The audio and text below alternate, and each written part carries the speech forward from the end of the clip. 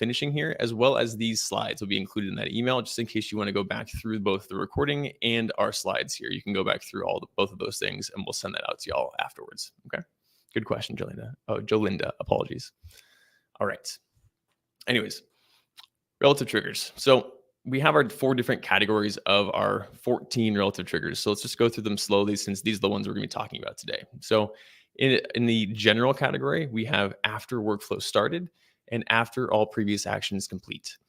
Now, after workflow started, and we'll talk a little bit more about that in just the next slide here, is not used too often, but after all previous actions complete is definitely a big one to understand, because it's one of the more common ones that you'll see used just in general across all of our users.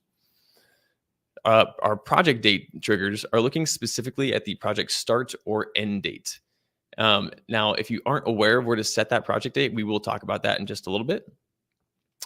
The client progress triggers include after form is completed, after invoice paid in full, after invoice installment paid, and we're going to dig deeper on that one. The after contract signed by clients, and after form is not completed. And again, we're going to look at that one a little bit more closely as well. And then lastly, we have our appointment-based triggers, and that's after an appointment is scheduled, before an appointment start time, and after an appointment has ended.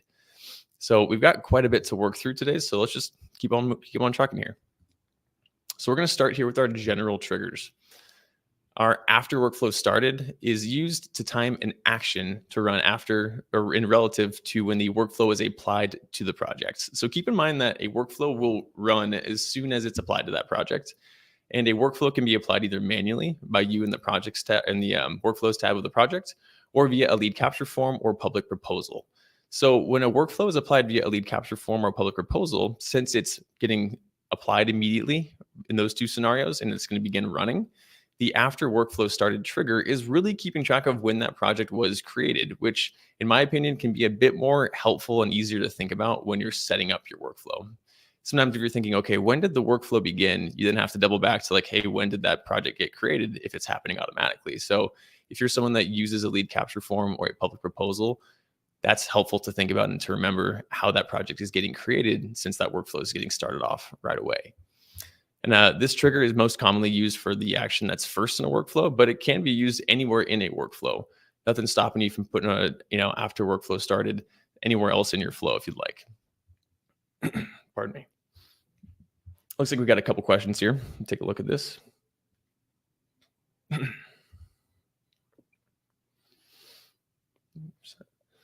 Bridget, I'm just reading your question real quick. Okay. Bridget was asking a question about having a scheduler, and I'm guessing your scheduler is probably on your website. If it's not, then we'll talk about it in either case. Really what I wanted to say, Bridget, is that hang tight. We're going to talk about those appointment-based triggers, and your question will definitely get answered in just a little while. So hang tight on that one. Ariana, let's see what you got here.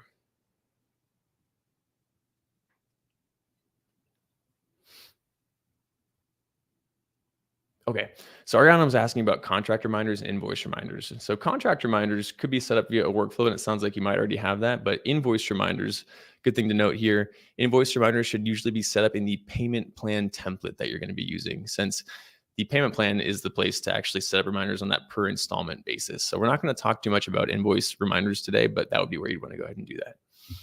All right, let's keep on moving here with the presentation. Actually, before we do that, I do have a bunch of sample workflows that I've mocked up for y'all, and we'll jump into Dubsado and let's actually look at them together. So for general triggers, I've got this 3-step workflow. Let's go ahead and look at it real quick. Okay, so here's my general triggers workflow. And this is going to be including both that immediately after workflow started trigger, or the after workflow started trigger, and after all previous actions complete. So first thing we have here is after workflow started. Again, like I mentioned, most commonly we'll see that happen at the beginning of a workflow. And then we have a create to do action right here. And so this is going to be happening immediately after all previous actions completed. Now, as soon as we talk a little bit more about all previous actions, we're going to come back here and we'll see how those 2 things are going to interact with one another, because it sounds like if you just look at this the way it is in the template, that both of these things are going to happen at the same time, which would then activate that portal straight away, right? Since that one's also after all previous actions. But when this to-do gets created, we'll see something else happen here. So we'll come back in just a second to that. So after the workflow started, now we have after our previous actions complete, the other trigger we're using in that example workflow. Now, this is used to time an action to run as soon as every other action that precedes it has been completed, and that includes to-dos, which is what I had in my example there. So when viewing a workflow within a project, an action that has been completed will be denoted with a bold black check mark. And if an action does not have that check mark next to it, it means that it hasn't been completed. And additionally, since in a template, that to-do is not going to show you that little extra check mark, but in a project, it will. And that extra check mark, checkbox rather, will also need to be checked off in order for after all previous actions completed to actually fire. So we'll actually go ahead and apply that workflow to a project, and you can see exactly what I mean in case you haven't seen this work before. So let's head on over to my projects page here. I've got a client here, Jess Brown. We're going to go ahead and head to the workflows tab. And if you aren't familiar with this process, if you're a little bit newer, this is exactly how you'd go ahead and apply a workflow manually. We're inside of a project, we're going to the workflows tab, and we're going to go ahead and click apply workflow and select the workflow we want to apply. So if I go ahead and add that and I say apply, we'll give that just a minute to go ahead and sort itself out. It usually takes, oh, that time it was instantaneous almost, but usually it takes about 10 seconds.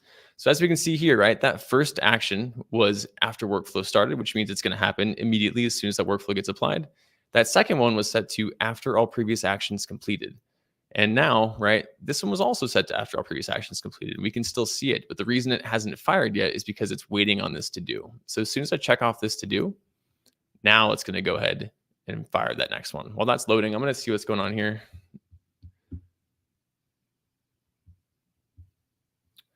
Oh, thanks, guys. Sorry, I see this is chat's blowing up here. Let's see what's going on. Apologies. Also, yeah, no one's seen the screen. Okay. Let's see what I can do about that. Give me 1 sec, folks.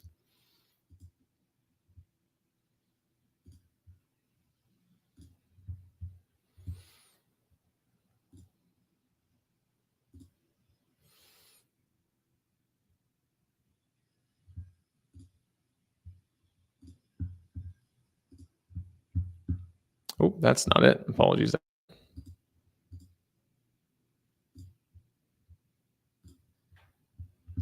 Give me 1 second to go ahead and sort that out for y'all guys. Apologies.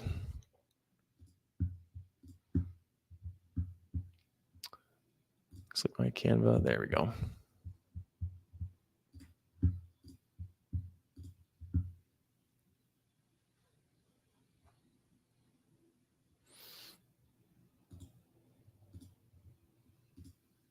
No, it's not doing it. Okay.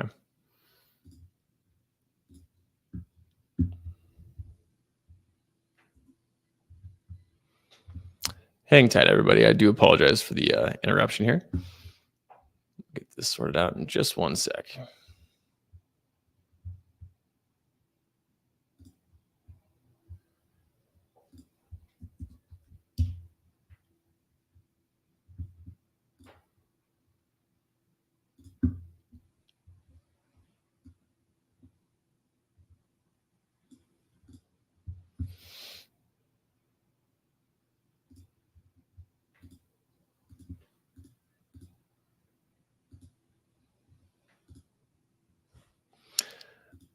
Just clicking through my slides. We're getting back there. Thanks for hanging tight, everybody. I do apologize again.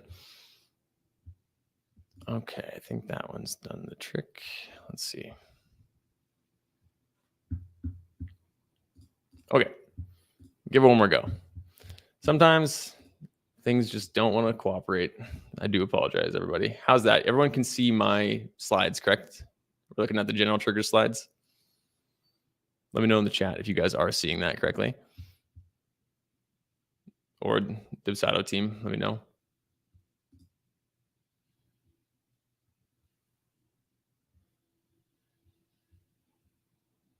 Yes, you guys are seeing it. Okay, cool.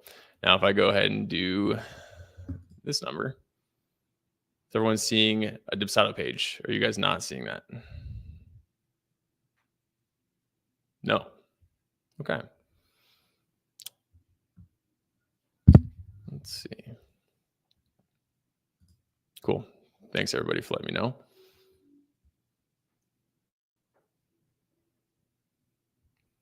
Interesting. Okay, well, that's all right. We can go ahead and do it like this.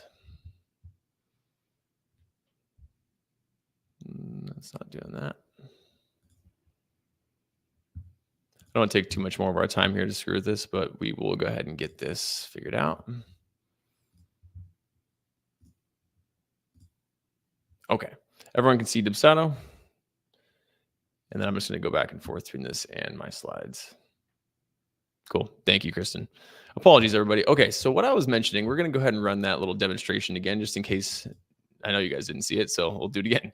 No worries. So right now I'm just in a project, right? And if, like I was mentioning, if you are not familiar with applying a workflow manually, you're going to go ahead and just click on the project, go to the workflows tab. Then from there, you can go ahead and apply your workflow. I'm going to archive this workflow since that's the one I did when it wasn't working. And we'll go ahead and do it again. So right now, if there's no workflows applied, all I need to do is click apply a workflow and then click general triggers and then say apply. Now, once I get back to this workflow here, we'll see here that since this first action was after workflow started, it's going to fire right away, and it just did. This next one here is a create to do that was set to after all previous action is complete. And so for its create to do, it's going to create that task, that to do right away, but it's not going to get checked off right away. That's a manual step that you'll need to do yourself. So that means that this last step here, which is also after all previous actions complete, is not going to be checked off just yet. As soon as I go ahead and check that box, then as soon as it loads, it's going to actually activate that portal as soon as it's done with that one. So I just wanted to show how those two different triggers rather, can be used in one workflow here and how they kind of operate.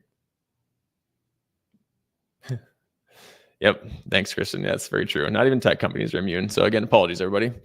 All right. That was our first little workflow example. We have a bunch more workflow examples to get to, so hang tight. We're going to get to those in just a second here. Let's jump back over. And I'm going to go full screen.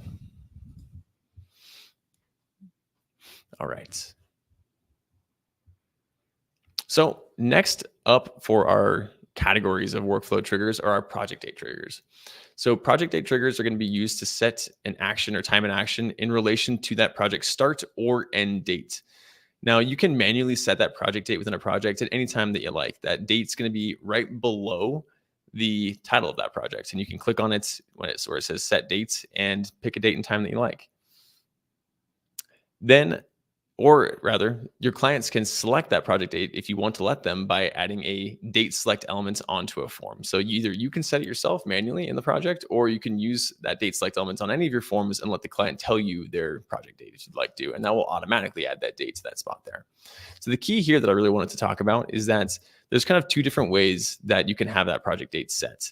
If you only have a singular date, right? It's only one date, and that would be mapping it to that project date field on your form. It's going to be set as both the project start date and the project end date. And so that's relevant in the sense that there's 4 different project date triggers. It's before and after, or before project start dates, after project start date, right? So that's both looking at that date, and then before project end dates and after project end date, right? So if you only have one date, all 4 of those things are essentially looking at that same date. So something important to keep in mind. And the corollary to that is that if you have a date range here, as you can see in this little example, that first project date, right? 219, the earlier project date, that's going to be the start date, whereas 221 is going to be that project end date. And so those triggers are going to behave a little bit differently if you do have a range. Now, that's just important to keep in mind, because if you only have that one date, like I said, you don't have to pay too much attention to which of those triggers you're using as long as you're doing before or after. But if you do have that range, you're going to need to be picking specifically the correct trigger there. Let me take a look over here in the chat, make sure everything's good.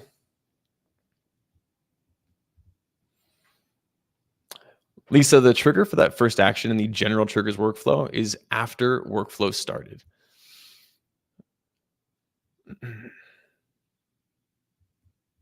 All right. Okay. Joni, good question. So like I was saying, the best way to trigger a project date and workflows based on a lead capture form being submitted is if on that lead capture form, you're going to add that date select element. And I can actually show you all what that looks like in just a second here if you want. It's going to be mapped to project date. When the client then selects their dates, it will automatically go into that field there, which is right here. It'll end up showing right there if the client selects it, so long as that field is mapped. So let's actually jump over to Dubsado real quick, and I'll show you my little workflow for this guy. Okay. Actually, before we do that, I'm going to archive this workflow. All right. So to answer Joni's question real quick, if I go to my lead capture form real quick, we can see what is your event date. See where it says select dates. Over here on the field mapping, if I have this set to project date, that's telling the system to enter just one date, right? And as a client, I would be able to pick just a singular date. Whereas if I were to click this field mapping drop down here and say project start dates, then I could add in another field here and then add a project end date if I wanted to. So I can do something like that, map this to project end dates. Doing it like this, I know it says start date right there. Go ahead and just ignore that for the time being. This one's mapped to project start date. That one's mapped to project end dates. Doing it this way would give you that date range. And so depending on your industry, that could be relevant, right? If you have, hey, I know I'm going to have a multi-day event, right? Then you'd want to know when your client starts and when they want to end, right? That's how you get that range. Otherwise, what most folks usually do, and again, it's going to be very industry specific, is they just have this mapped to project date, and that's just picking that singular date. All right, let's go ahead and head back, and let's go ahead and take a look at my workflow for this guy.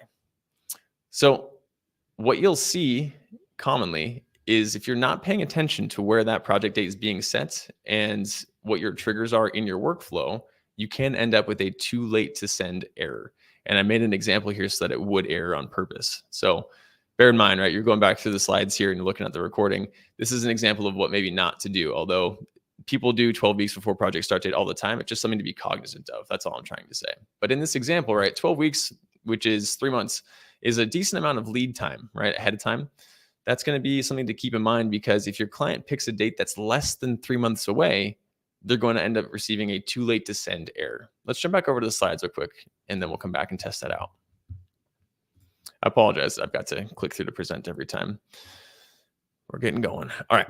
So this is what I was mentioning just now, right? So if your project date ends up triggering a date in the past, you'll see that too late to send error in your workflow. And if you're not familiar with workflow errors, a workflow error will automatically pause your workflow, which isn't great. Obviously, the whole idea of workflows is to automate things, and pausing things means that you're going to have to manually go into that workflow to unpause it after you fix that error.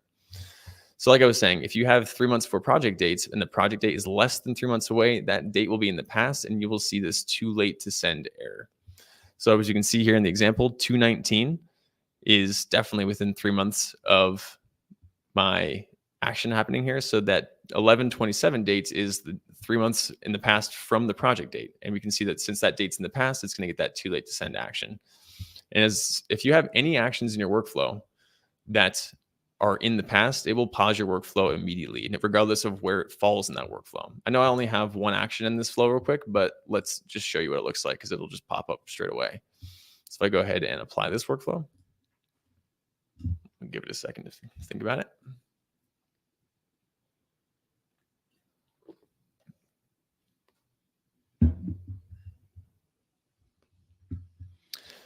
Okay, there we go. See, pretty much as soon as the system thinks about it, it notes that it's too late to send. And since if I refresh my page here, that active badge will change to paused.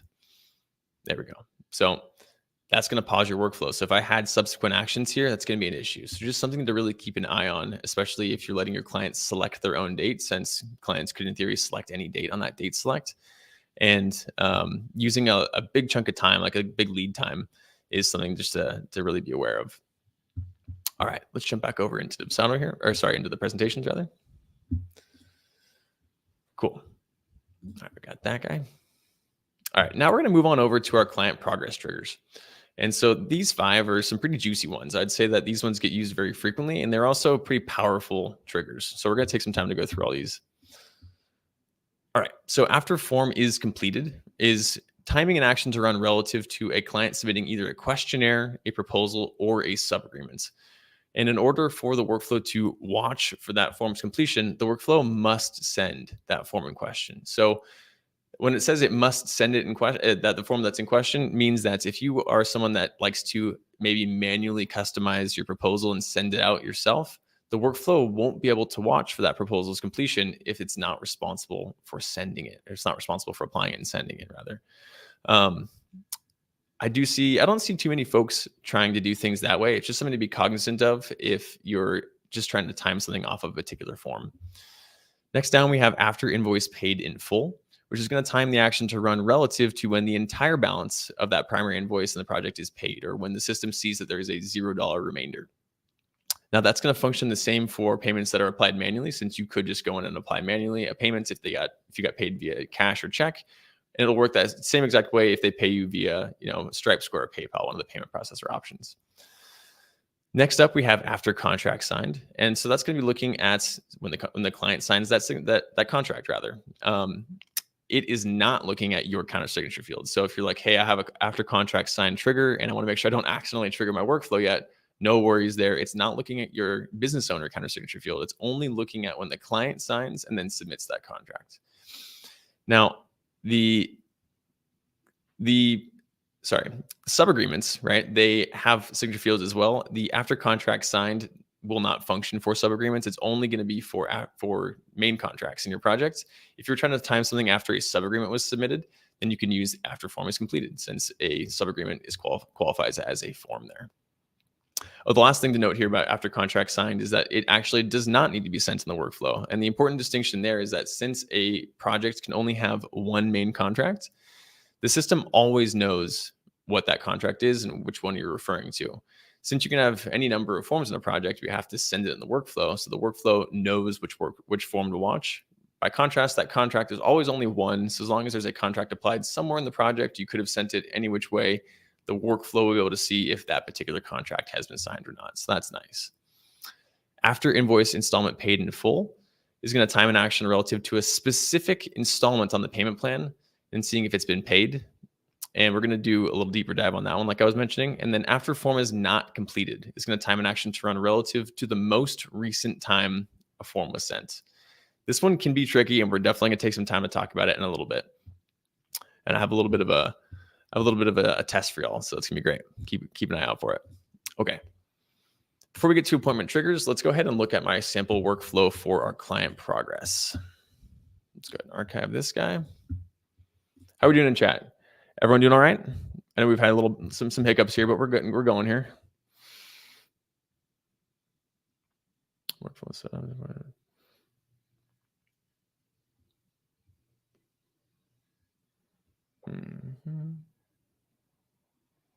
Patty, good question. So if the invoice is paid in full, it does not need to be sent by the workflow in order for it to trigger, right? So as long as that invoice is set to the primary invoice, it's always gonna be able to see that, kind of in a similar fashion to the workflow always being able to see the contract. Good question. That's a really good point. The invoice triggers in our workflow actions are only looking at the primary invoice. So we're going to talk a little bit about that in a while as well, talking a little bit about a different point, but the concept remains that the primary invoice is how the system knows which invoice to watch for those sorts of things. All right. Madeline, sorry. Good question about recurring workflows. So currently in Dubsado, there's nothing that's set up that's going to automatically run the same workflow over and over again. The best way you can do it is kind of what I've been doing here in my sample, right? I had a workflow applied. As soon as I was done with it, I archived it, and then I could then reapply that same workflow. Before I apply this, I'm going to go ahead and show my template. But the idea is if you had a workflow that wanted to run once a week, you'd let it run. As soon as it was done, you could archive it and then reapply it, since you cannot apply the same workflow template to a project more than once at a time. Good question, though. All right, let's jump over here into my workflow templates. All right, so this one's a little bit longer, right? My client progress flow. I tried to use all of those triggers that we were just talking about as far as our client progress bucket. So right off the bat here, I'm sending a proposal as soon as all previous actions are complete. Again, that one's really common to see at the beginning of a workflow, and that one makes sense because there are no previous actions. So we're kind of tying in those general triggers with our client progress triggers. After that, right, I have send form if form is not completed in one day. That might look a little bit funky, but this is actually the best way to set up a form reminder. So if anybody's not familiar with that, I'm going to edit this and take a look at it a little bit closer. The idea here is I'm going to do send form again, right? And I'm going to go ahead and tell it to watch for completion of that proposal. Then I'm going to tell it to send the exact same form, because it's not going to create an additional copy of that form. It's going to send the same exact link that was already sent by the workflow. And that's exactly how we would set up a reminder to go ahead and fill out a form that was already sent. Next up, we're going to change project status after the contract was signed by a client. And I have my own project status set up to go ahead and set it to contract signed. Same thing for change project status here after invoice installment paid, which is sending it to the deposit paid status. Then I'm going to go ahead and activate the portal as soon as they complete the proposal, right? So This one's looking at after form is completed, and we're going to go ahead and tell it to watch that proposal. And then last one, I'm going to say, I'm going to send them a thank you email as soon as they finish paying me if they've paid in full, right? So this is just a pretty quick down and dirty flow that's using all those different triggers. But those are pretty common use cases for all those triggers, I would say. I don't think there's any errors that we're going to see pop up here since I know I have this set up correctly. But hopefully that going through each of these and kind of just showing you a good example of how to utilize those triggers is going to be enough. I don't think we need to apply that to a workflow, or sorry, apply that to a project rather. All right, Ali, let's see what your question is. What's a booking request form? Workflow.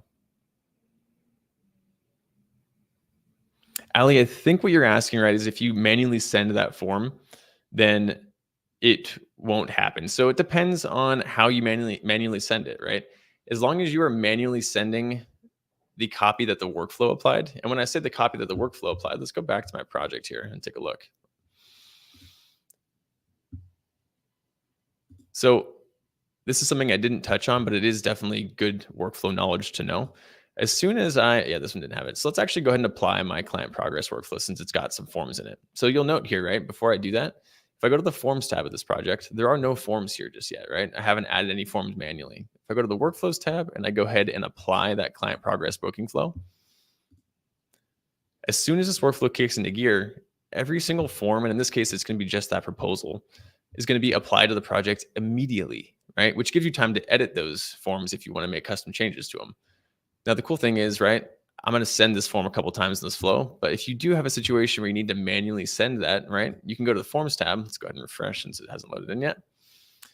As long as I'm sending the copy that the workflow applied, and as you can see here now, I didn't apply this proposal. The workflow did. As soon as I just refreshed the page, the workflow is responsible for sending this. If I send this and they complete it, that's the same copy that the workflow is currently watching. So that will work. But if you send a new copy or you add a new copy, sending it outside of the flow and it's not the one that the workflow applied, then your triggers will not function correctly. I know that's a little bit hard to maybe conceptualize, but just make sure that you're sending the copy of the form that the workflow is applying. So as soon as you apply your workflow, you can go to your forms tab to see all the forms that were in it. Make sure you're sending those ones if you're going to send them manually.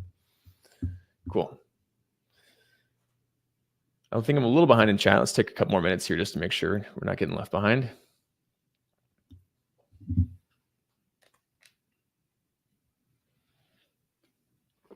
Carolyn, I'm not quite sure what you mean for the project date selection, a set selection.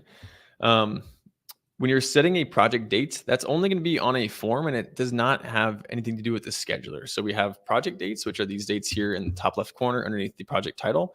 And then we have our appointment dates and times. Those are two entirely separate sets of dates and times, right? You might have one project dates and you could have an appointment date that would be entirely different. All right. Fiona, so clients do not see that there's an error on your workflow. They'll never know that that occurred. The best way to see that you had an error in your workflow is if you go to the projects page here, under the workflow kind of column here, you'll see active, right? So that means my workflow is currently running. There aren't any issues. If there are any workflow errors, this will be paused and you can easily see, okay, why is my workflow paused is what you might be thinking, right? Unless you have a pause workflow action and that's part of your flow, that's just something to keep an eye out for. If you see that orange or yellow paused badge right here under the workflow column, because it's going to automatically pause it. Otherwise, there isn't going to be a notification for that. With the one exception being if you have any email errors, right? Maybe your email account got disconnected and the workflow is trying to send an email. Dubsado will send you an email saying, hey, go ahead and reconnect your email if that was the case. Otherwise, for the other errors, you won't be receiving any kind of notification email.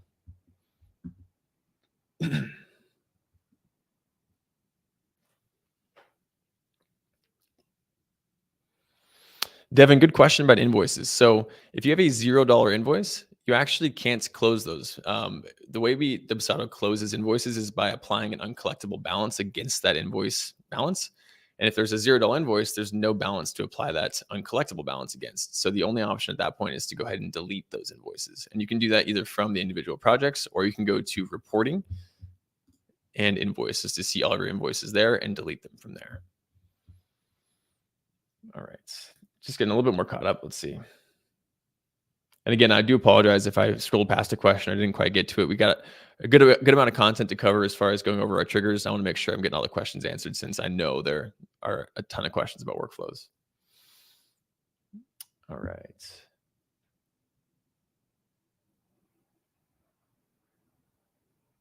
Okay, Allison, good question. So, as far as how to set a reminder for sending a contract or a reminder to sign the contract again, you could just use a send contract action again. You could also use a send email action too, because since there's only one contract, that contract link smart field will operate anywhere in the system. It's not specific just to that action. So there's a couple different ways to set up that reminder, but you wouldn't actually want to do send form since a contract is technically not a form. So make sure you're using either a send email with the contract link smart field in there, or you can just use a send contract action, right? Which is just going to automatically throw in that send contract smart field if you're just using the default email. The third way to do it, the last way to do it is to set up a form reminder using expiration, right? So if I go over into my forms here real quick, I don't want to get too far off topic, but if I go to forms and let's take a look at this contract as an example. If I go to the form settings page and then I turn on the expiration date, if I say like relative, something like that, I could add a reminder here. These will go out automatically and it will have a link to your contract and they do not need to be a part of your workflow. So you could do that if you'd like to. Just keep in mind that setting an expiration date means if the client does not sign or complete your form by that date, it's going to then lock and they won't be able to complete it after the fact. Like let's say someone forgets about it, they come back, they still want to work with you. You'd have to manually unexpire that form for them to sign it or send them a new copy. All right. I'm going to jump back over into my slides. It looks like we got a couple more questions. We'll come back to that in just a minute here. Okay. All right. So now we're on to our appointment triggers. So we've got three different options for our appointment triggers. And we have after an appointment is scheduled, which is going to be looking specifically at when that booking occurs, right? It's not looking at the actual appointment date and time. It's looking at when that client or you on their behalf booked that appointment. Then we have before an appointment start time, which is looking at obviously the start time of that booked appointments. And we have after an appointment is ended, looking at when that appointment actually ends, right? So the idea here is that as long as that scheduler template is being sent by the workflow, then the workflow will know the date and time that the client picked for their appointment, right? So no matter how long or how short your appointments are, you could have a 15-minute discovery call or a 2-hour deep dive on something like we're doing kind of right now. The system will know the start time and the end time that the client picked. And then you can time different actions based off of that information in the workflow, as long as you have sent that scheduler in the workflow. So, and a really common thing that I see, a really good counterexample to that is if you have a scheduler that's embedded on your website, for example, and a client books from that publicly available scheduler that's on your website, that scheduler is not being sent by a workflow. It's just existing outside of your flow. That means that you cannot then use the appointment-based triggers because the workflow doesn't know when that appointment date and time is essentially. Additionally, these triggers are not meant to generate appointment reminders. The best way to do that is to go into your scheduler template and go to the advanced tab and then set reminders there. You could technically do it in a workflow, but it's a little bit clunkier and you're going to be able to use your appointment-based smart fields. So looking at like, hey, this is your appointment start time, end time. If you have conferencing, you can include video conferencing there too. And those smart fields do not function in the workflow, which is why we recommend doing it in the scheduler template instead. All right. Before we get to the deep dive, let's go ahead and look at my example for appointment reminders, or sorry, appointments triggers. Go back to workflows here. All right. Cool. All right.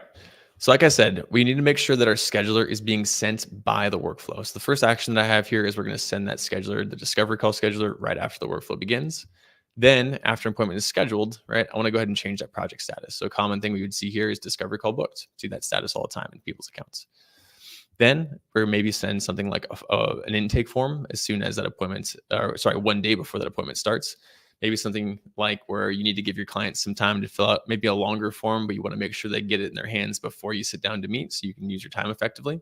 And then lastly, maybe you have a booking flow that starts after that appointment has ended. And that's just to kind of kick off the rest of your process. This is a really common way that I see folks doing these things, using all three of those different triggers. Let's see if we got any more questions.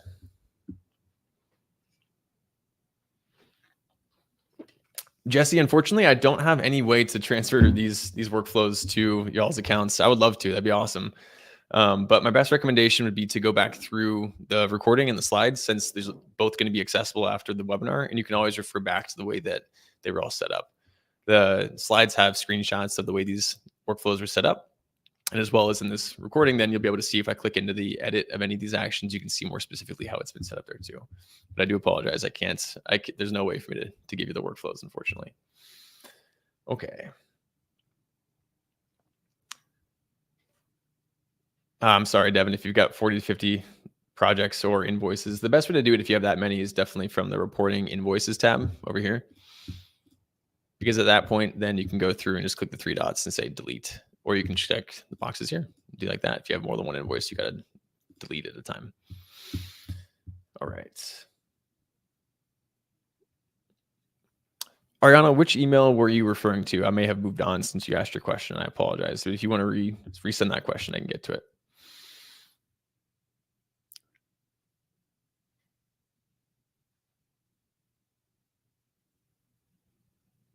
Amber, I think what you're recommending, right, where you have, let's see, you're selecting the date for them. Okay.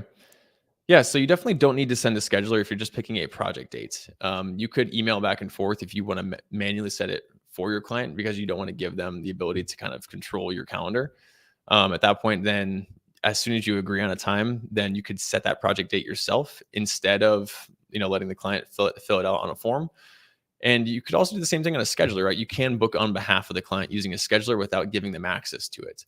I'm not going to go into that flow today because that would be a little bit of a longer conversation. But if you send me an email afterwards, I can walk you through how to do booking on behalf of the client using a scheduler template if that's what you're trying to do. I know you said you don't want to use a scheduler, but it sounds like that might be what you wanted to do if you are using a scheduler. Oh, Juliana, thank you, Juliana. I didn't realize you're in here. Hi. All right. Troy, good question. So if you have a website embedded scheduler, there really isn't a workflow or a workaround rather for the appointment date and time and using that date and time in your workflow. The best thing you're going to be able to do is, let's say you have a publicly embedded scheduler in your website, and then you have like a lead capture form that's attached to it, right? It's going to start a project and start that workflow as soon as the client submits it. That workflow can then be done, after after all previous actions completed, which is going to be essentially the same thing as after an appointment has been booked, but there's no way for it to actually see the date and time. The best you might be able to do would be adding a create to do that tells you, hey, go double check the date and time they picked. And you could then set the workflow in the project at that point, looking at those dates and times. Maybe even using fixed. That might be the one time I'd recommend using a fixed date and trigger, since you would just have a particular date and time. But currently there's no way for it to actually see that date and time if it's not happening in a workflow. Josie, good question. So if you want someone to fill out a questionnaire before booking a date and time, then the only way to do that, since there's no way to invert the order of your scheduler, a form, and then maybe an invoice afterwards, right, for example, is just have them fill that form out by itself. And then after the fact, use a workflow to send that scheduler. It would be two different pieces or two different emails, or maybe a lead capture form on your website and then an email for the scheduler, but there's no way to invert that order as far as just the scheduler is concerned. So you would have to split it up like that. Danielle, yeah. So when you first start in your account, you will have just that sample workflow. I went ahead and built these extra workflows as examples in my account here. And you can build as many workflows in your account as you like, but using that sample workflow is a great place to jump off. And you can always refer back to these slides, like I was saying, to maybe build some workflows that are similar to these. Just keep in mind, right, there's almost an infinite number of combinations for workflows. So no one's going to have the exact same workflows. Totally don't feel like you have to build the exact same ones that I'm building here. All right. Oh, okay. Good question, Ariana. So for the contract reminder, let's take a look at it real quick. So if I go to, didn't mean to do that. We go to templates, and then I go to canned emails. I go to edit templates. It's going to be the form reminder. Where are we here? Contract completed, form reminder. So this one actually, I've brought this up before since this was a tiny little bit of an error on our part. The contract, and for any form reminder in that case, it's going to use this form reminder, and it does use a form link, and I've tested this. It does work. So Ariana, that's a great question, because it's the one instance where this technically is incorrect. It should be using a contract link smart field, but don't worry. Specifically, only in this case, for a contract reminder using an expiration, this canned email will function. So You don't need to mess with the smart field, but if you want to change the wording, feel free. Just know that it's going to apply to any kind of form reminder, not just your contract. Really good question, though. All right, what else we got here?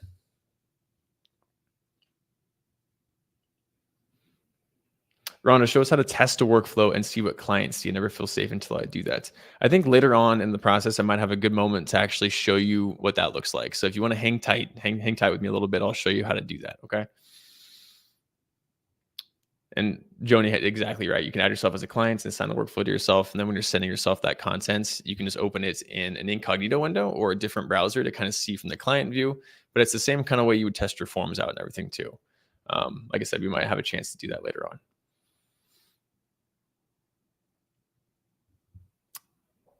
Sharika, yes, you can customize those emails after the workflow is started, so long as that action hasn't fired yet, right? So if you have actions later on that send forms or send emails, you can always click edit within a project and then customize that email at that point before it gets sent. If you have custom wording you want to use and that you need to toggle within the project essentially, but you will have time so long as the workflow isn't sending it straight away.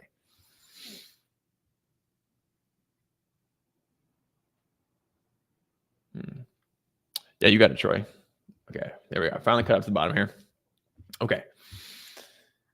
For the appointment scheduler, I've included a kit email inside. How do I make sure it is sent when it's triggered in the workflow? Right now, I have a backup email into the workflow of the scheduler.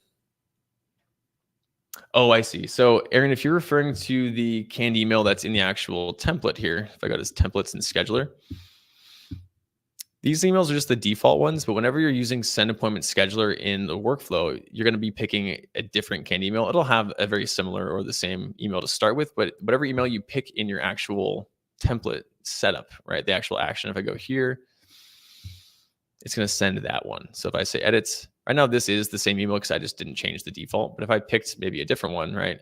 This would be the wrong smart field, but I can pick any email I want to. Whatever email I select here in this modal will be the one that does get sent. All right. And Elizabeth, just to follow up on that, currently Dubsado does not have SMS reminders, but it's something we are working on. And the scheduler is in beta since we are still just working on improvements. It has been in beta for a little bit, but the scheduler is going to be getting a pretty sizable overhaul, hopefully coming up pretty soon. So keep an eye out for that. It's going to be fantastic. Thanks, Juliana. Okay. Still got like decent ways to get through here. So hang tight, everybody. We're going to jump back over into our slides. All right. So now we are in our deep dive section. So like I mentioned, there's a couple things in our workflows that I think warrants a bit of a closer look since they're not obvious as to how to use them straight away. So for our deep dive, we're going to talk first about after form is not completed, right? So after form is not completed, I think is one of the most useful triggers because it really helps us to specifically send reminders for forms that haven't been completed.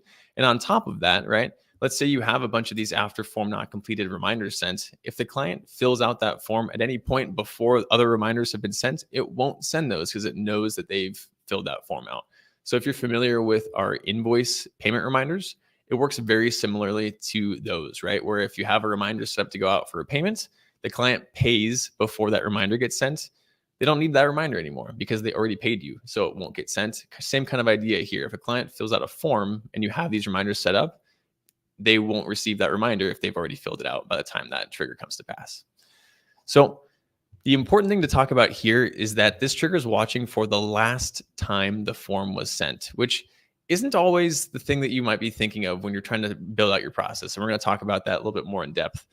So when you set up this trigger, you do need to make sure that you're selecting a form to watch. That's a common issue that I see folks just forgetting to grab a form to watch. And it's probably because when you're selecting after form is not completed, this form to watch option pops up and it won't be there unless you pick that option. So just keep an eye out for that when you're actually building your flow.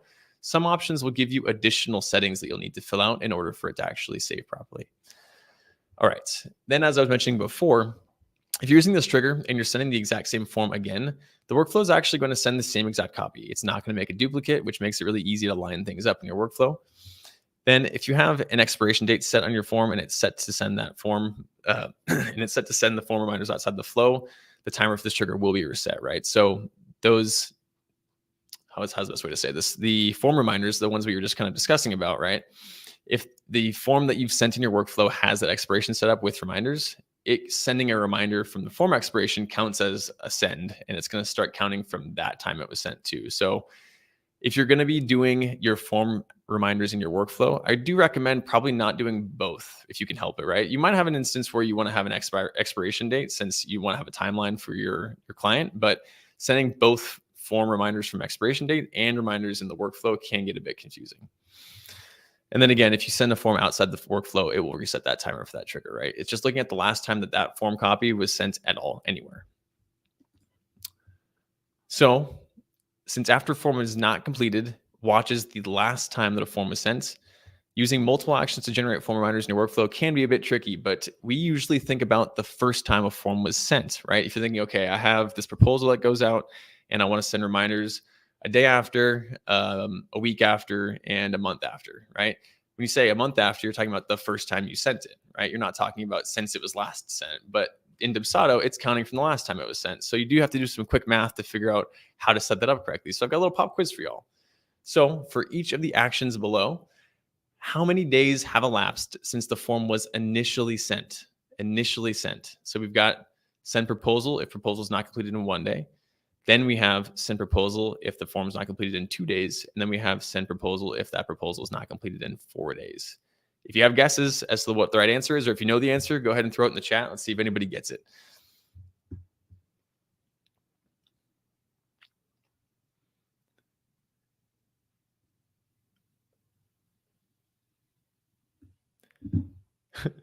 I feel like I'm in Vegas. We got a bunch of sevens popping up. This is great. Good job, everybody. I know I worded the question as like a multi-part answer actually, because I was asking about each of these, but as far as that last action is concerned, it is 7. So the people who said 7 for that last one is correct. Here's the answer, right? So 1 day has elapsed since that first reminder is sent. That one's pretty straightforward, right? So we're going to send that form if that form is not completed in 1 day. Pretty cool. Then the next one, right, is looking at that last time that reminder was sent, right? So 2 days after the first one is sent is a total of 3 days. So we have 3 days that elapsed for that second reminder. Now we're at 3 days. And then if we're going to go 4 days after that, we're at a total of 7 days. So that's usually how I think about these when I'm setting up a workflow that's got multiple steps or multiple reminders. Just go one at a time. Go for the first day and say, okay, now we're 1 day, plus 2 days is 3 days, plus 4 is 7 days. Pretty cool. Yes, Patty, exactly correct. So Patty was asking if a client completes that form after the first reminder, the other 2 steps automatically get checked. They don't get checked so much as it's kind of hard. I didn't have a screenshot here to show you, but essentially these steps get grayed out and the workflow will skip over them. They essentially will remain in the workflow so you can see that they would have occurred, but they do not fire. The client will not receive those emails and it will just move on after that. Really good question though. Oh no, math class flashbacks. Yeah, hopefully that one wasn't too bad, but just something that's good to keep in mind because this is a really powerful tool in your workflow, but it can, especially if you're like, man, I need to have 5 reminders, it can get a little bit brain scrambly. So something good to go over. All right. Before we do after invoice installment paid, there's one other thing I wanted to show y'all about the form reminders. Let's jump over to Dubsado over here. Go to projects. Actually, before I do that, let's just go here in the workflow. So for my, let's see, after form not completed flow,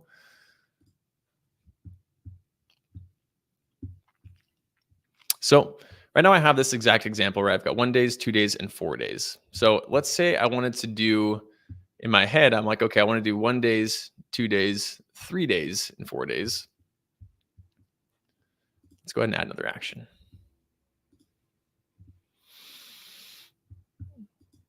So all I'm doing here is I'm going to actually start at the top. So I got send form for the when setting. I'm going to go ahead and say after form is not completed. Now I have that form to watch. As I was mentioning, right, that option wasn't there before, and it popped up as soon as I clicked after form is not completed. Then I'm going to tell it to watch for that proposal. And then here below, I'm going to pick that proposal once again because I want to send the same exact form. So I'm going to go ahead and pick that guy. Now I'm going to go ahead and say apply. Well, before I did that, sorry. For my example here, I wanted to put 3 days so I can show you something interesting here. Okay, so in this scenario, let's say I wanted to do something like this. 1 day after, 2 days after that, 4 days after that, and then another 3 days after that. If you're really with Dubsado, what's the issue here? If anybody knows, it's okay if you don't. This one's max tier, I would say, difficulty because it's very confusing. I agree, Jesse, and I apologize, but that's why we're here. We'll get it all sorted out for you guys. But essentially, before anybody tries to get after it too much, 3 days after is going to trigger as soon as 3 days occurs, and it's not going to trigger in this order. Essentially, we'd have 1 day after, 2 days after, then the 3 day after would trigger, and then the 4 day after would trigger. So we'd end up with, let's see, so we got 3 days would be 6 days, and then we'd have 10 days. So even though you lined it up in this order, you're like, hey, I want the flow to work in this order. It's something to keep in mind is that these triggers don't care what order they're in. All they care about is looking at the number of days that have elapsed since that form was last sent. So even though I've listed it here, the 3 day action here is going to actually trigger before the 4 day action. Confusing for sure. I apologize. But I just wanted to show you an example of what I've seen because we actually get into a situation where once I get to 4 days, I can't do anything less than 4 days for the next reminder. Like let's say I wanted to have another one go out after 4 days. The next nearest one I could do would be something like this. I do see this sometimes, 4.1, right? Or 4.01 or however small you want to get that. But anything less than 4 days is going to fire before the 4 day action one. So if you want to do subsequent reminders, you're always getting bigger in numbers. Just something interesting to keep an eye out for. All right, let's come on back over here. Cool. Kimberly, is it better to set up a workflow for each phase of a workflow discovery call? That's a really good question, Kimberly. So that's one of those things that Dubsado has a ton of, which is it's entirely to your own taste. I know plenty of users who set up individual workflows for each phase because it's maybe sometimes easier to maybe edit those workflows and kind of see each phase discreetly, be able to be like, okay, this is that onboarding phase, this is my booking phase, and then kind of go from there. If you have it all in one workflow, then it might be harder to see visually when you're looking at the flow where that phase starts and stops. But that being said, it is totally fine to have one long workflow. I've set a lot of workflows up that are one long workflow, and I've set plenty of workflows up that are multiple phases, and you kind of have them daisy chained together. There's no wrong answer there. Whatever makes more sense to you is going to be great.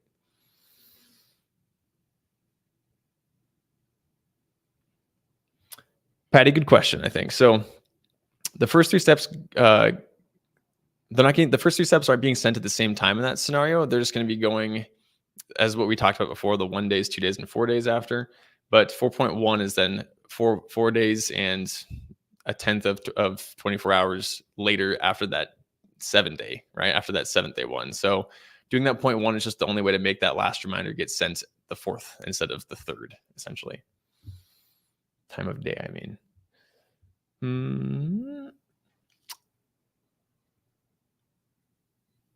Yeah, at that point, then it would be hours, right? It would be that 0.1 would be hours. You may have to then do some extra math in your head to figure out what time of day it would get sent, if that's what you're asking.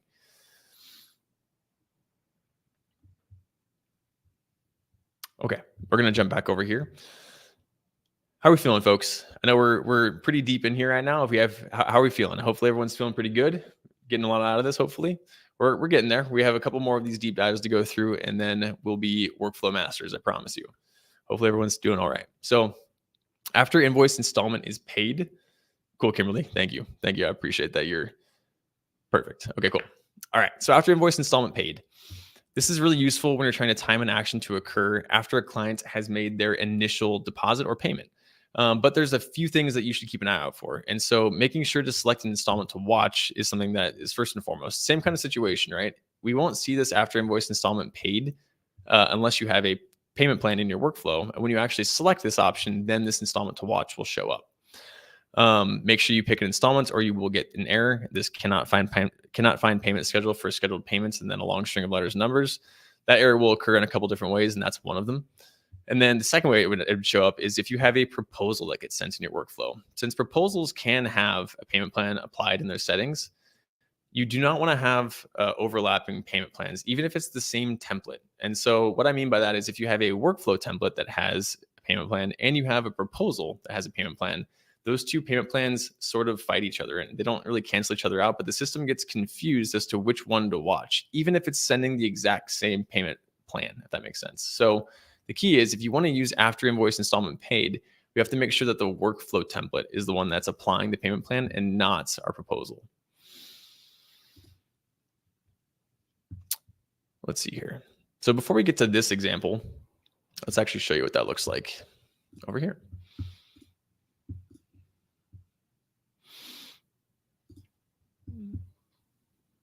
All right. So as you can see here in my template, I have a 50/50 payment plan. Now, my proposal, right, is the first thing that I send. So the key here is I want to make sure that this proposal does not have a payment plan. So if you ever want to double check, since you can't see the proposal settings from here, you want to go back into your form templates. Cool. Then we're going to go ahead and say form settings, and we can see under payment plan, there is no payment plan here.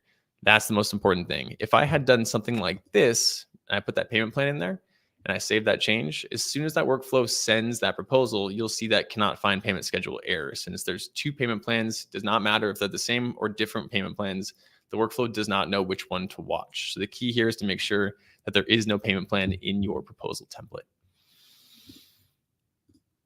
Go back to the workflow and kind of go through the rest of this. So the rest of this was just, I was just trying to show you an example of how this could be useful, right? So we're sending the proposal.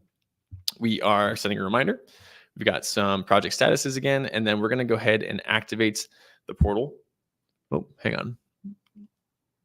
Oh, sorry, it was change project status. There we go. So I only want to change this project status to deposit paid after they pay that installments. I don't want to move them into that status if they haven't paid yet, right? So I can kind of take my entire process and split it up into some pretty fine chunks. So I know at a glance, really specifically where everyone's at. That's a really common way to use this after installment paid, looking at maybe like a deposit. Cool. All right, so let's head back over here.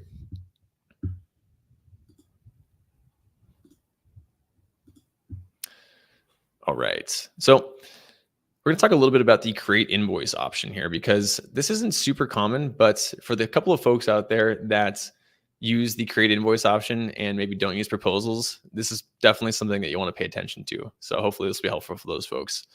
The key here is that there's not an automatic way to use after invoice installment paid in conjunction with that create invoice action. And that being said, there's a manual workaround where you can still kind of time other actions off of that create invoice payments on that, as long as you are making sure it's being toggled to the primary invoice. And so if you're not familiar with primary invoice, we'll actually look at it real quick together.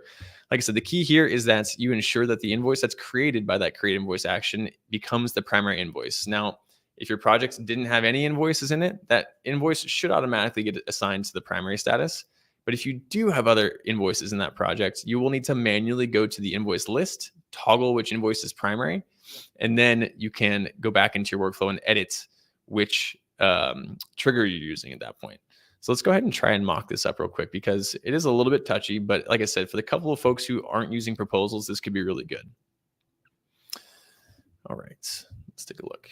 Oops. So I'll show you my little workflow here real quick for this. So in this create invoice workflow template, something important to point out too is that since I don't have a payment plan in my workflow, and that's important, right? I don't want to override the one that I'm sending in my actual create invoice, or just it'll actually open a new invoice itself to begin with. It'll get confusing. The key is just leave this blank if this is something you're trying to do. And then as you can see right here, this send email action, I want to send this email specifically when that payment is received. Not looking at just the whole invoice, I'm looking at an installment. However, if I click edit on this step, I don't see that option, right?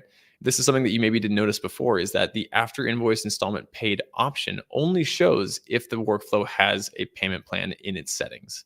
So for now, I'm just going to say after invoice paid in full, and then we'll actually go move over to the project real quick.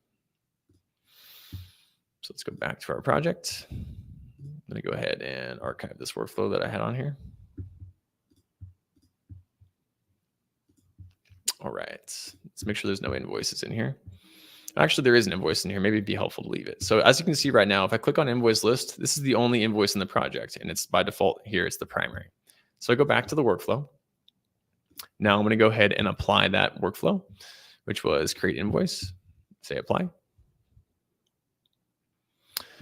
So we'll let that run for just a second here. So essentially the system is going to go ahead and create a new invoice, and it's not going to be the primary invoice. There's no way for it to automatically juggle which invoice is primary, but that's the piece that we're going to go ahead and do manually. As you can see in this flow, I actually created a to-do that's reminding me to go ahead and do that, because I knew that I wanted to time this email after that particular installment was sent. So I can see here my reminder is telling me to make the new invoice the primary invoice within the invoice list. Then I can set the correct installment to the next action, which would be this action here. So I'm going to go to invoices. Then I'm going to click on invoice list. And now we have two invoices, right? So this is that new invoice. So I'm going to go ahead and say make primary. And now my create invoice is the primary invoice. I can head back to the workflow. And here I should be able to go ahead and say edit. We're going to say after invoice installment paid. And I can go ahead and pick my deposit installment. So once I set that up, now, right, I can sit back and relax and know that as soon as I've done that, now my workflow is back to being automated. There was just one wrinkle in there since I had to toggle that invoice and set that trigger manually in the flow within the project. Definitely kind of a niche use case there, but I thought it was pretty nifty when I saw that you could do that, because I know some folks really just don't need to use proposals. They're just using that create invoice option. It's a little bit simpler for them. This could be a good thing to do. All right, I'm gonna go ahead and archive this guy. Let's jump back over into their slides. Cool. Am I at the bottom here? I am. Cool. All right. Okie dokie dokie. Let us do this. Cool. Okay, now we're on to appointment triggers. Now, we had some questions about this earlier, but similar to some of the other triggers we've already discussed, you will need to select a scheduler / group to watch, because you can do the same thing with scheduler groups when you're using any of the appointment-based triggers. So we're watching for something to be booked using one of those templates that was sent in the workflow. If you don't pick a scheduler or group to watch, it's going to result in a similar workflow error where it's going to say, I can't find the scheduler that you're talking about. So the key here is that unlike a send form action, that send appointment to scheduler action is going to send a brand new copy of that scheduler each time you send that appointment scheduler, even if you select that same template to send. And so that's actually going to cause a little bit of trouble when we're trying to remind clients to go ahead and book an appointment, since there is not an after appointment has not been scheduled trigger. So we do have a really good workaround for this. It requires the use of the activate portal or using the client portal option. So let's actually walk through what that workaround would be. If instead of doing after appointment not scheduled, this is what we would recommend doing. So before we get to that, let's actually go ahead and jump over into Dubsado here.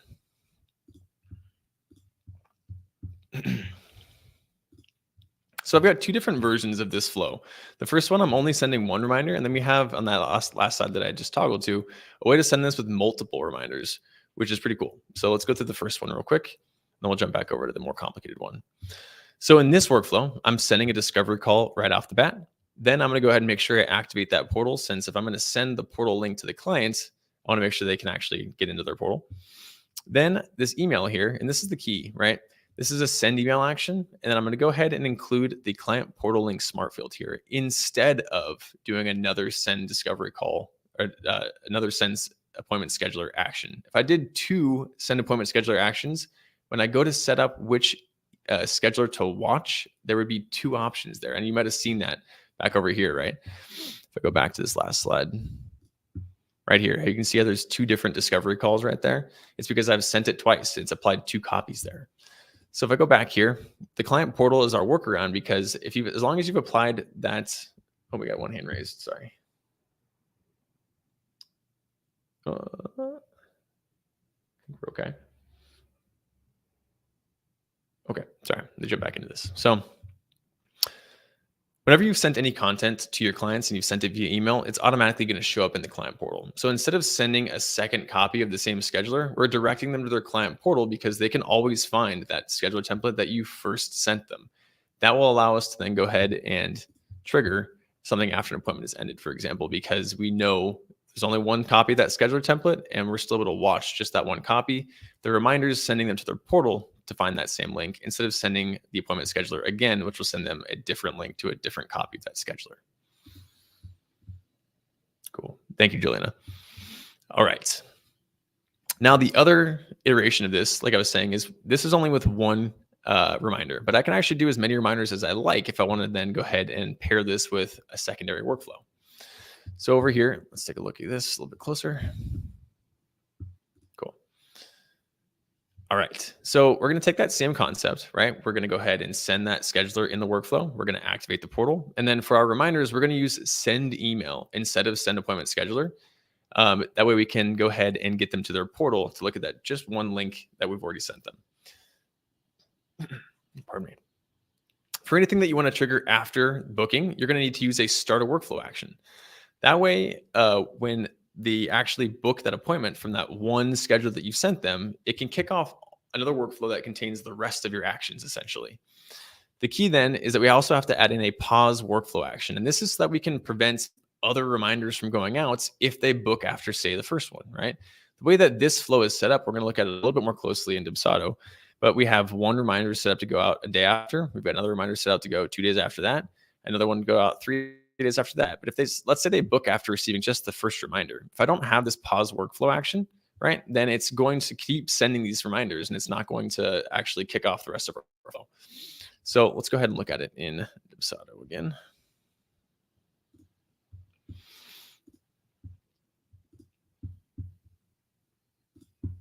All right, so this is that same workflow we were just looking at. So the idea here, like I was saying, is that we're going to basically tell this piece right here, the start a workflow, to watch for that discovery call to be booked. Then we're going to pick a workflow that has whatever actions we want to have happen after they book an appointment. The key here is that there's no way to actually look at the appointment start or end time because the scheduler sent in the first workflow, and then the second workflow with our subsequent actions won't know the date and time that they actually booked. This operates kind of similarly to having a publicly embedded scheduler and then a workflow that's kicking off after that. It is really good that you can start things after appointment scheduled, but after that, you will have to manually kind of time out if you're working with just their appointment start time or end time. But then after that, like I said, we're going to go ahead and make sure we pause that workflow after all previous actions completed because we want to make sure that we're not sending additional reminders. Cool. Let's see. Allison, really good question. Unfortunately, I don't think there's going to be a good way to do what you're mentioning. Allison was asking about only showing the client a final invoice instead of drafting invoices. Currently in Dubsado, if you open an invoice and give it any value, so a $0 invoice doesn't count for that, but if you have any value on an invoice, it will automatically show up in the client portal, whether you send it or not. So I don't think there's going to be a way for you to show only the final invoice. What you could do, Allison, is just restrict the client's portal access until you've actually mocked up the final invoice. Once your invoice is sort of set in stone and you're not going to make further changes to it, maybe at that point you could then send that client portal information to give them access, since they won't be seeing an older iteration of that invoice. All right. Almost there, folks. We've got a little bit more to go. Cool. All right. Hold actions until. This is a fun one. So hold actions until is a workflow action. I know we're talking about triggers today, but this one is sort of an action that's masquerading as a trigger, or vice versa. It's trigger masquerading as an action. And it's because it's predicated entirely on the trigger that it's paired with. And it doesn't actually do anything other than stop things. So it's sort of a filler / placeholder. But the idea is that it's really only looking at those triggers that you're pairing with it. This action, hold actions until, is perfect for using multiple conditions that need to be met before your action runs. So a good example of that would be something like this, right? Where maybe I don't want to send this email here, send clients the portal welcoming onboarding, until after the contract has been signed and an invoice installment has been paid. I don't want to send that email if only one of those two things has occurred, right? I need both of those things to have occurred in order for this email to be sent. If that's the case, hold actions until is perfect for this. The caveat here is that hold actions until will only prevent actions from firing if they use after all previous actions complete. An action that uses a different trigger will still run according to its trigger. So that's a really common, I think, confusion / mistake that I see when folks are trying to use hold actions until, is they're like, why did my other action fire? And it's because it was looking at anything else besides after all previous action. The hold actions is only affecting subsequent actions that use after all previous actions complete. All right. Sorry, voice is getting a little dry. All right. So we got a little pop quiz for you. In the example below, what trigger was set for the activate portal action? Typo there. What trigger was used to set this action in place here? So the idea is, okay, maybe I wanted to hold these actions until after contract signed, after invoice installment paid. And in your mind, you're thinking, I want to hold everything, right? I'm not going to send anything else in here. But then this activate portal action occurred, right? You're like, why did that trigger? This one's kind of hard, folks. So if you don't have any answers, that's totally okay. We'll actually look at it together. But I'll give it one more second to see if anybody's got any ideas. That's totally okay if you guys aren't feeling up to it, because this one's pretty tough. All right, so the activate portal action was set to after form is completed and was watching that supplemental intake form. So The idea is that if this activate portal action, we'll look at it and without it being checked here so you can see how it was set up. Previous actions, yeah, not quite. Okay. So the activate portal action was looking only at this form to be completed. And if it's only looking at that supplemental intake form to be completed, it's disregarding everything else that's happening before that. This activate portal action could have taken place earlier or later. It's only looking at that send form action and seeing if that questionnaire was completed. The hold actions will not affect that, whereas it did affect this email because it was set to after all previous action is complete. So let's actually go ahead and take a look there. Where are we? All right. So like I was saying, so this first action here is sending a questionnaire. Then we're sending a proposal. We're going to send our proposal reminder. We've got two different hold actions until, looking at two different conditions, firstly being the contract signed and then an invoice installment paid. Then we're going to send that email, and that's the email that I want to wait until both of those things occur. And then we have activate portal after all previous, or activate portal after supplemental intake form is completed, right? So since I have it set up this way, it doesn't matter that this is right here in the flow, right? I could drag that around anywhere I like. It's always going to fire after this form has been completed, regardless of these hold actions until. Setting form, yeah. Okay, cool. I know that one was a tough example, but that's a really good thing to keep in mind. And I think those hold actions until using those is really effective, because that way you can tailor your experience specifically to how you want it to be for you, right? I've seen a lot of instances where folks are like, hey, my workflow is pretty good, but sometimes things trigger when I don't want them to.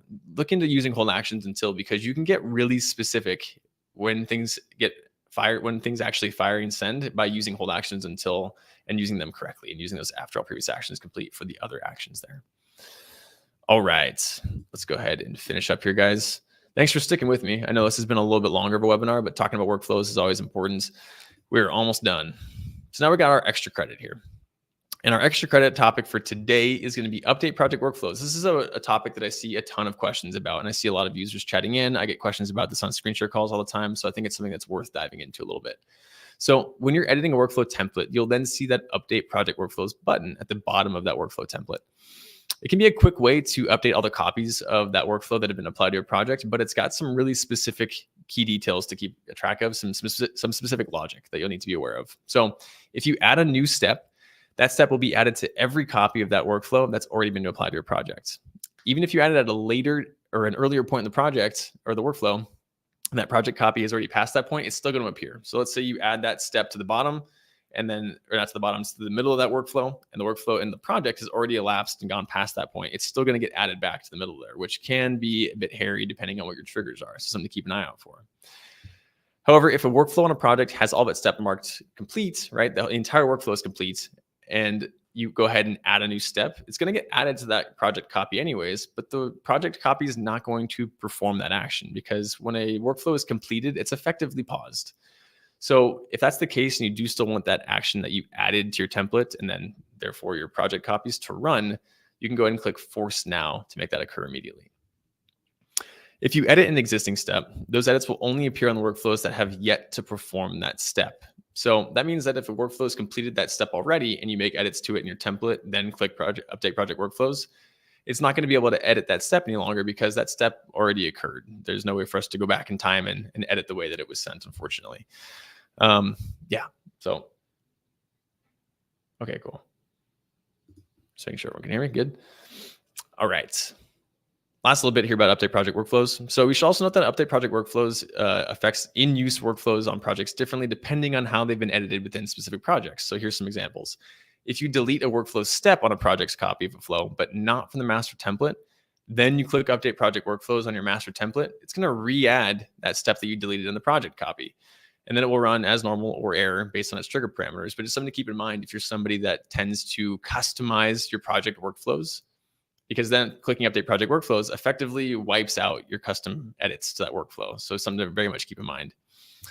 Then lastly, if we have your workflow template and it's set to apply a payment plan, and then you edit that payment plan within a project, and then edited the workflow steps triggers, and then clicked update project workflows. Now it's a couple different then and thens, but it's essentially going to update and reapply the original payment schedule. And if you have triggers like after invoice installment paid, it's going to affect that. So just be wary that if you're editing your workflow templates and you're editing your triggers in your project copies, as far as your payment schedule triggers, clicking update project workflows might not be the best idea. The key takeaway here is that every single workflow on a project is going to be at a different point in the workflow for the most part, right? And it's going to be very difficult to know exactly how update project workflows is going to affect all of those workflows that are currently in use. So just be careful and avoid using this button if you think that, hey, I'm not entirely sure what's going to happen. You can also then go ahead and click view workflows here, because that's a really good way to see where every single project that has that workflow is at in the process. It could give you a bit better of an idea as to how clicking update project workflows is going to affect all your projects. All right. And with that, give yourselves a gigantic pat on the back. I know this is a little bit longer of a webinar, like I said, but you guys just stuck it out with me and you're well on your way to becoming a Dubsado workflow master. So thank you guys very, very much for being here and attending, interacting with me. I appreciate it. I'm going to jump over here into the Q&A and see if there are any questions that I did miss. Let's see here. Okay, let me take a look.